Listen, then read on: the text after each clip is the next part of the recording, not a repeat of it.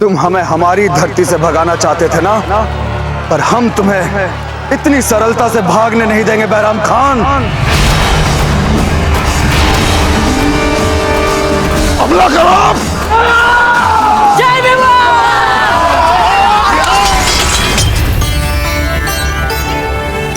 सज्जा जीजा, एक बार हमसे कहिए ना, ये जो कुछ भी हो रहा है ये सब सच नहीं है। एक बहुत बुरा सपना चल रहा है। जीजा हमारे साथ ऐसा नहीं कर सकती। ऐसा क्या बिगाड़ा है हमने जीजा का? बहना, आप मत घबराइए, सब ठीक हो जाएगा। भले आपने कितनी बड़ी भूल क्यों ना की हो, जीजा आपको जरूर बचा लेंगे। हाँ धीर बाई जी, जयवंता ऐसा कभी नहीं करेगी।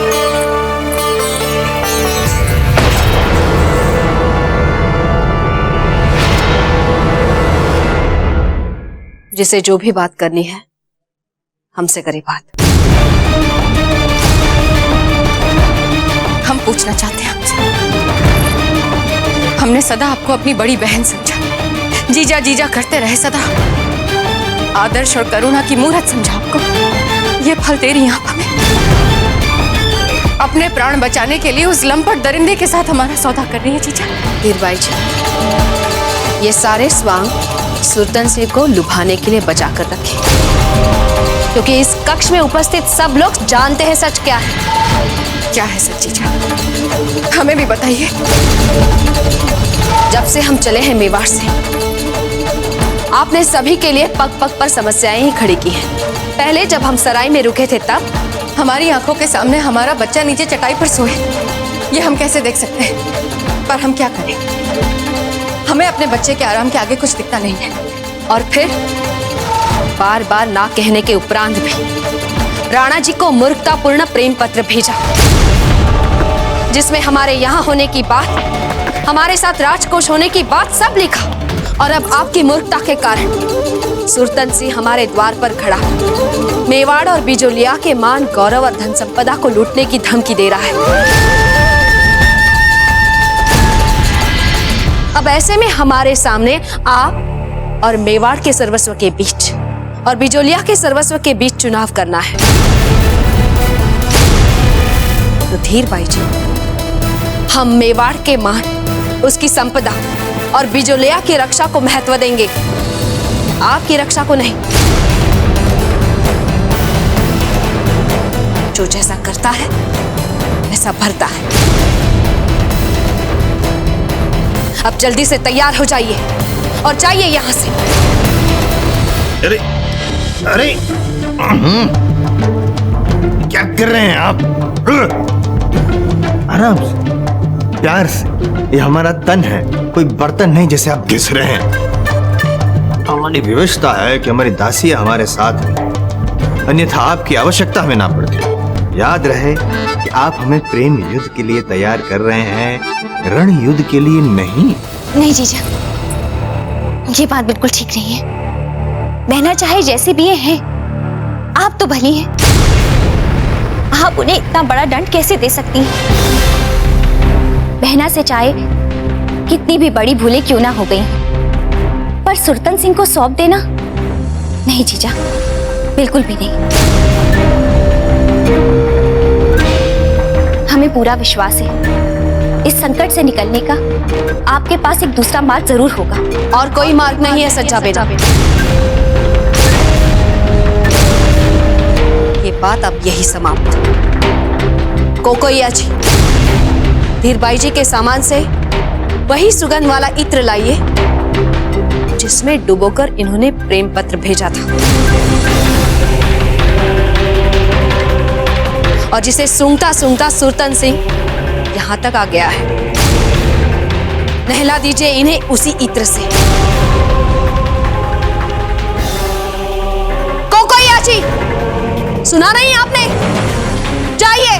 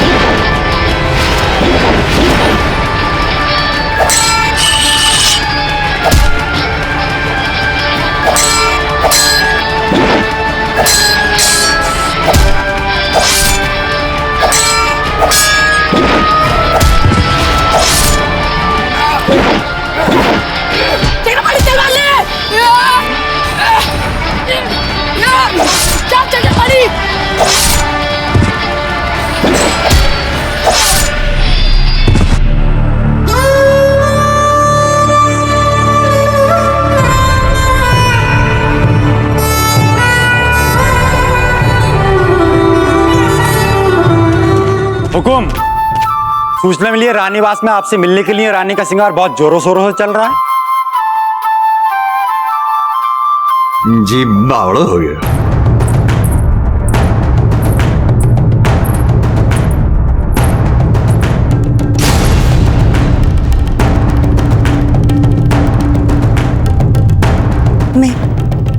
मैं आपका इत्र ले आई हूँ रानी सा।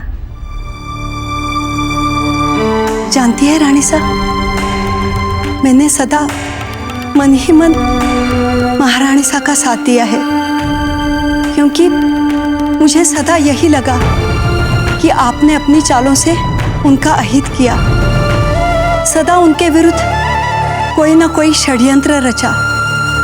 इसलिए उनके प्रति मेरे मन में सम्मान के साथ साथ कुछ और था, जो मुझे उनका उतना बुरा होते हुए देख नहीं पाता था। पर रानी सा, मुझे आज पहली बार ऐसा लगा कि उनका मार्ग अनैतिक है और आपका मार्ग नैतिक। आज महारानी सा का रूप देख के मेरी तो आत्मा कांप गई। आप चाहे तो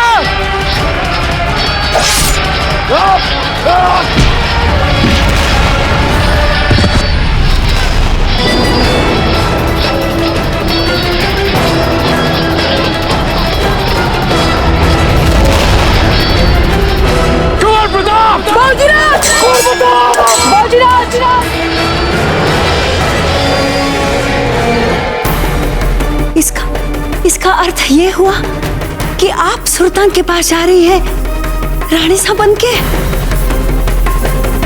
हाँ कोकोया जी, पर जब तक हम यहाँ से चले ना जाए, ये भेद भेद ही रहना चाहिए। हम जानते हैं भेद छिपाने का आपको कितना अभ्यास है, पर आज हम आप पर भरोसा कर रहे हैं कोकोया जी।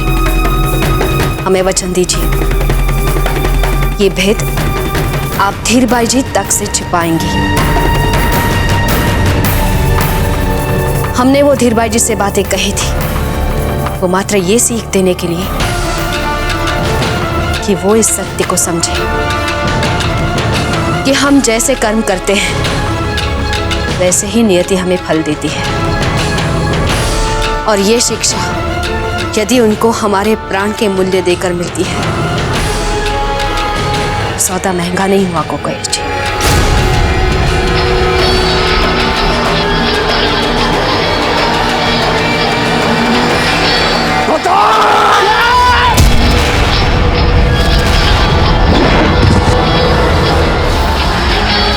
बैरम खान, हमने तुमसे कुछ सीखा हो या चाहे ना सीखा, परंतु युद्ध में तुम जैसे छल करने वाले कायरों के साथ कैसे लड़ा जाता है, ये हम बहुत अच्छी तरीके से सीखते हैं।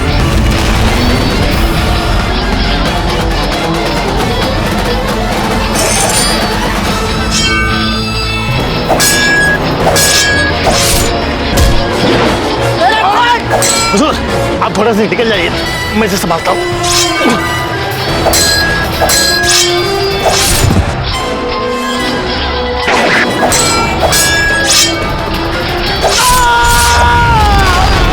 काले खान,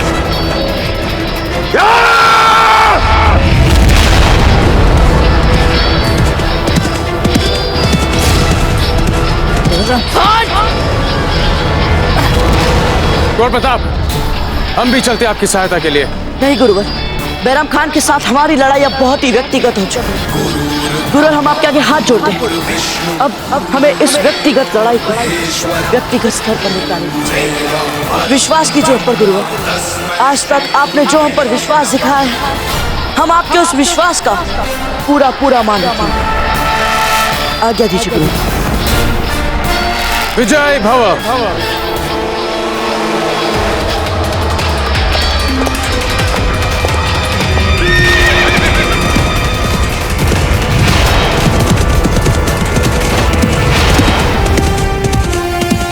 हे भगवान, जय जय मेरी जीवा। हमने आपके लिए कितनी असम्मानजनक बातें बोल दी और आप महारानी साहब। चिंता ना करें कुकोया जी, आपने वही बोला जो कोई भी ऐसी परिस्थिति में बोलता। हमारा वो निर्णय जो हमने सबके सामने धीरबाई जी को सुनाया था, किसी को भी घिनौना लगता। फिर महारानी साहब, आप इतना बड़ा बलिदान क्यों दे रही हैं, वो भी रानी साहब के लिए? मैं साक्षी हूँ रानी साहब, उन्होंने कितने षड्यंत्र किए आपके विरुद्ध, फिर भी आप उन्हें बचाने के लिए अपना मान, मर्यादा और अपना सर्वस्व क्यों बलिदान करना चाहती हैं? हम सब जानते हैं कुकोया जी, ये भी कि उन्होंने हमारे पुत्र प्रताप को मारना चाहा। बहुत प्रयास भी किए थे उन्होंने इसके लिए।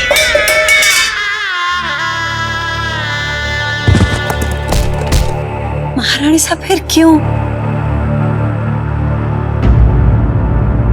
हमें तो धर्म के पथ पर चलना है कुकोया जी।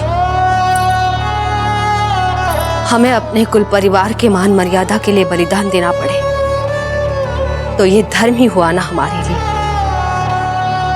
और फिर जो जैसा करेगा ईश्वर उसे वैसा फल देगा। हम कौन होते हैं किसी को दंड देने वाले? फिर हम सबको मर के भगवान के पास जाना है, वहां भी तो उत्तर देने पड़ेंगे हमें। कुछ बुरा किया तो लाइए ये इत्र, दीजिए हमें। सुरतन ये सुगंध जानता है, देखा नहीं है उसने धीरबाई जी को। डालिए ये सुगंध हम पे कुकोया जी, सरलता से मूर्ख बनाएंगे उसे। नहीं महारानी साहब, रानी साहब के मान को बचाने के लिए किसी को बलि चढ़ना है तो वो मैं हूं महारानी साहब। मैं बलिदान देने के लिए तैयार हूं।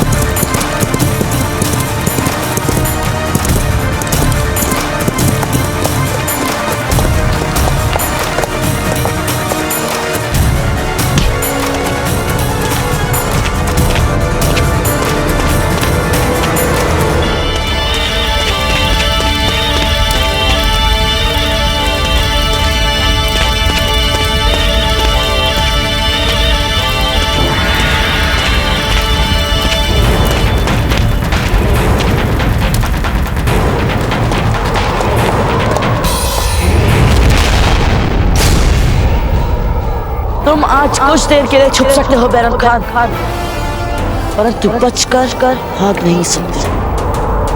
हमारे हैं बैरम खान। आजा शहजादे, आजा, तेरा ही इंतजार है। आजा आजा। नहीं कुकोया जी, हम आप पर कोई आंच नहीं आने देंगे। ये निर्णय हमने सोच समझ कर लिया है। क्षमा करें महारानी साहब, पर बात धर्म की है तो बलिदान भी मुझे ही देना चाहिए। मेरे सामने बड़ी हुई है धीरबाई जी, उनके संस्कारों को सही दिशा दिखाने का उत्तरदायित्व मेरा ही था। नहीं कर पाए हम धर्म के प्रति न्याय। पहले पहले जब भी वे अनैतिक बातें करती तो टोकती थी मैं, पर थी तो दासी ही ना, नहीं मानती थी मेरी बात। और फिर कुमार पे चलती गई। मैं कुछ बोल ही नहीं पाई। आज आपको बलिदान देते देख मैं चुप रही तो क्या मुंह दिखाऊंगी एकलिंग जी को। मैं वैसे भी दासी हूं, आपको मेवाड़ को संभालना है। जीवन भर कुछ अच्छा नहीं कर पाई, मरते समय ही कुछ अच्छा करने का अवसर दे दीजिए रानी साहब, अगला जीवन ही संवर जाए। मेरी बात मान लीजिएगा महारानी साहब, अपने लिए नहीं तो मातृभूमि के लिए मान लीजिए।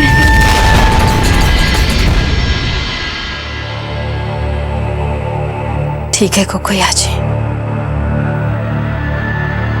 यदि आपकी यही इच्छा है तो आपकी इच्छा का मान रखना पड़ेगा हमें, किंतु हम आपको अकेले नहीं जाने देंगे।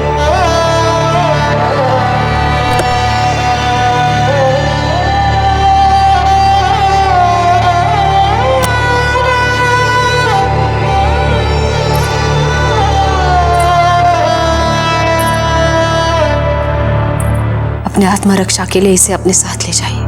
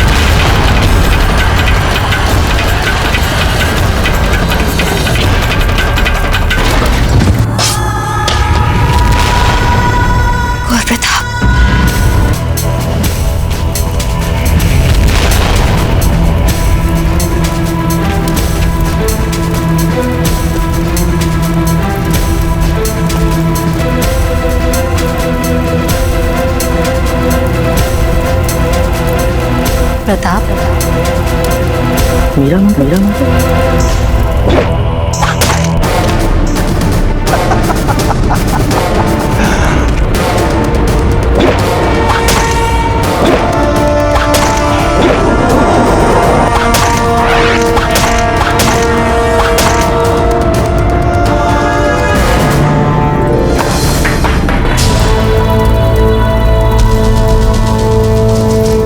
क्या हुआ बैरम? बस इतने ही खंजर थे? इसे साथ ले जाए। महारानी साहब, आपके अंगूठे से रक्त बह रहा है। रुकिए, पहले औषधि लगा के पट्टी कर देती हूँ। नहीं कोकोया जी, बहने दीजिए इस रक्त को। ये समय रक्त से स्नान करने का चल रहा है। मातृभूमि और स्वाभिमान के लिए सब अपना अपना रक्त बहा रहे हैं। वहां प्रताप बैरम खान के साथ युद्ध में जुटे हैं, तो यहाँ राणा जी बिचौलिया दुर्ग के बाहर हमारे लिए सुल्तान सिंह के सेना के साथ जाने किन परिस्थितियों में लड़ रहे हैं। उनके शौर्य और उनकी सेना का बलिदान व्यर्थ ना चला जाए, इसके लिए आप अपना सर्वस्व बलिदान करने के लिए सुल्तान सिंह के पास जा रहे हैं। आज जो आप हमारे और मेवाड़ के गौरव के लिए हंसते हंसते अपने प्राणों को लुटाने के लिए हठ और अधिकार से सुल्तान सिंह के पास जा रही है, तो कोकोया जी, आपका यह बलिदान आने वाली सदियों तक राजपूतों को प्रेरणा का संदेश देता रहेगा।